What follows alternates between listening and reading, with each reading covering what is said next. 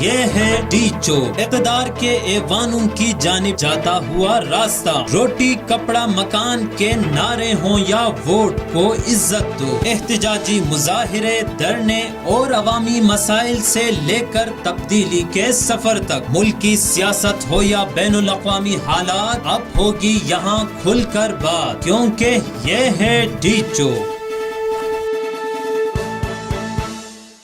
بسم اللہ الرحمن الرحیم۔ السلام علیکم ناظرین، پروگرام ڈی چوک کے ساتھ میں ہوں ناصر رینچن اور آپ دیکھ رہے ہیں یونٹی نیوز۔ ناظرین، آج ہم گفتگو کرنے جا رہے ہیں براڈ شیٹ اسکینڈل پر۔ جب سے براڈ شیٹ کا معاملہ آیا ہے، حکومتی عہدیدار اور اپوزیشن رہنماؤں میں تنقید کا سلسلہ جاری ہے۔ نہ صرف تنقید کا سلسلہ جاری ہے بلکہ قومی احتساب ادارے نیب کے اوپر بھی سوالیہ نشان ہے اور نیب کے اوپر بھی الزامات لگ رہے ہیں۔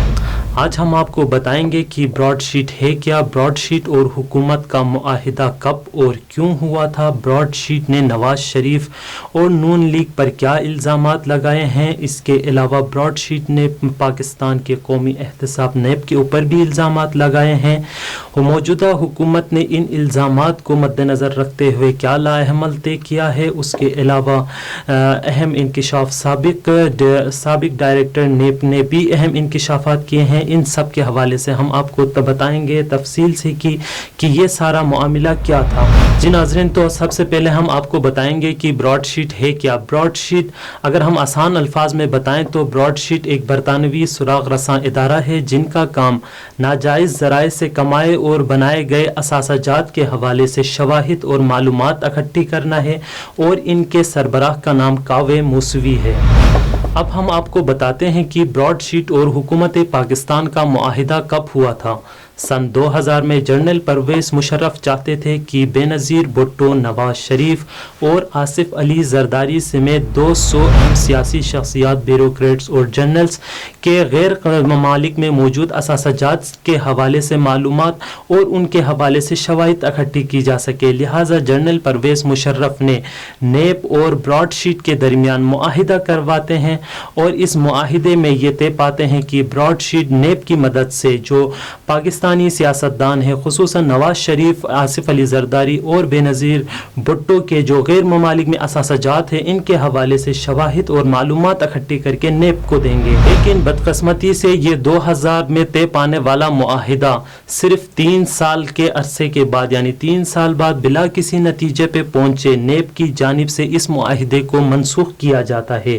جس کے بعد یہ معاملہ مزید بگڑ جاتا ہے اور کاوے موسوی یعنی براڈ شیٹ کا سربراہ اس کیس کو لے کے برطانوی عدالت چلے جاتے ہیں۔ 17 سال بعد دسمبر 2020 کو برطانوی عدالت اس کیس کا فیصلہ کاوے موسوی کے حق میں سناتے ہیں۔ اس کے بعد اس میں جتنے کاوے موسوی کے اخراجات اور اس کے روزانہ کے بنیاد پر جو سود لگ رہے تھے، اس قیمت میں حکومت پاکستان لگ بھگ $29 ملین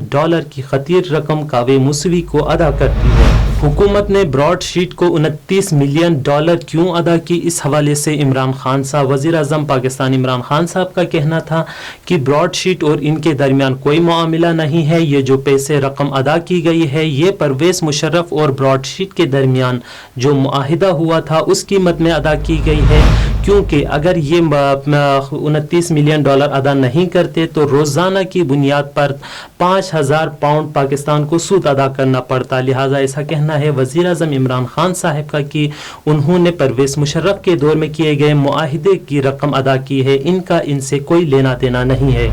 براڈ شیٹ کے انکشافات میں سے ایک اہم انکشاف سابق وزیر اعظم نواز شریف کے حوالے سے ہے۔ ان کی جو غیر ممالک میں اکاؤنٹس اور دیگر اثاثہ جات ہے ان کے حوالے سے ہیں۔ کاوی موسوی کا کہنا ہے کہ ہم نے اب تک لاکھوں ڈالر مالیت کے اکاؤنٹس ہم نے حکومت اور نیب تک ان کے بارے میں معلومات بتائی ہے، بلکہ ان کا کہنا تھا کہ حال ہی میں $1 ارب کے اکاؤنٹس کے حوالے سے بھی ہم نے معلومات کی ہے، معلومات حکومت اور نیب تک پہنچائی ہے.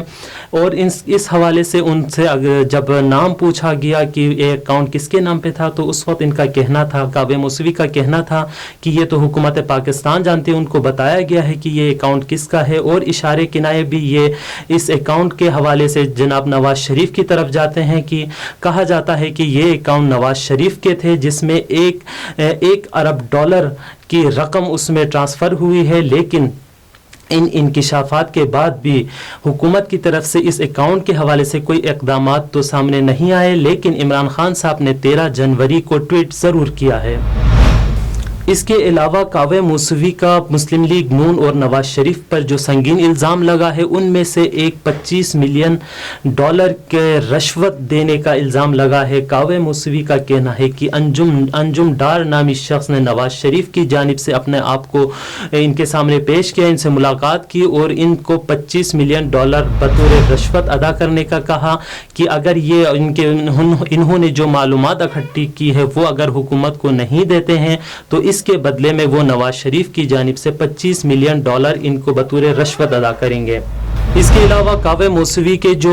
نیب کے اوپر بھی کعبہ موسوی نے الزامات لگائے ہیں, سنگین الزام ہے نیب کے اوپر. کہا کعبہ موسوی کا کہنا ہے کہ جب بھی ہم معلومات نیب تک پہنچاتے تھے نیب والے بجائے کہ اس پر کوئی کارروائی کرتے ہمارے یہ معاملات لیک ہو جاتے تھے, اور ہم جب کسی اکاؤنٹ کے حوالے سے ان کو بتاتے تھے تو ان کے اوپر کارروائی ہونے کے بجائے 2-3 دن کے اندر اس اکاؤنٹ سے رقم کی منتقلی ہو جاتی تھی. لہٰذا یہ نیب کے اوپر ایک سنگین الزام ہے. ان کا کہنا ہے کہ نیب میں کچھ ایسے عناصر موجود ہیں جو غیر قانونی اثاثہ جات بنانے والوں کے ساتھ ملے ہوئے ہیں جو ان تک معلومات پہنچا رہے ہیں. بطور مثال انہوں نے شیرپاؤ کی بھی مثال دی. کہا گیا کہ شیرپاؤ کے حوالے سے انہوں نے ایک اکاؤنٹ جس کے جو لاکھوں ڈالر مالیت کے تھے اس کے بارے میں معلومات فراہم کی تھی, مگر اس وقت کے حکمران جنرل پرویز مشرف نے ان کے خلاف کارروائی کرنے کے بجائے ان کو مزید عہدہ دے کر ان کے ساتھ بارگیننگ کی تھی. نیب کے اوپر لگائے گئے الزامات کے حوالے سے سابق chairman NAB lieutenant general retired Saeed Amjad کا بھی بیان سامنے آیا ہے. ان کا کہنا ہے کہ انہوں نے برطانوی عدالت میں بتایا ہے کہ براڈ شیٹ نے پاکستان سے لوٹا گیا پیسے واپس لانے کے لیے کچھ نہیں کیا ہے, بلکہ جو سابق چیئرمین ہے ان کا کہنا ہے کہ سابق پروزیکیوٹر جنرل نیب فاروق اعظم خان کا بیٹا براڈ شیٹ کے پارٹنر کے لیے کام کر رہا تھا. یہ ایک اہم انکشاف ہے. اس کے علاوہ ان کا یہ بھی کہنا تھا کہ اپریل 2000 میں امریکہ میں براڈ شیٹ کے دفتر کا انہوں نے دورہ کیا تھا جس کے بعد براڈ شیٹ کے ساتھ معاہدہ ہوا ہے. اور ان کا یہ بھی کہنا ہے کہ دورے کے دوران پاکستانی وفد کو جعلی معلومات کی بنیاد پر پریزنٹیشن دی گئی تھی.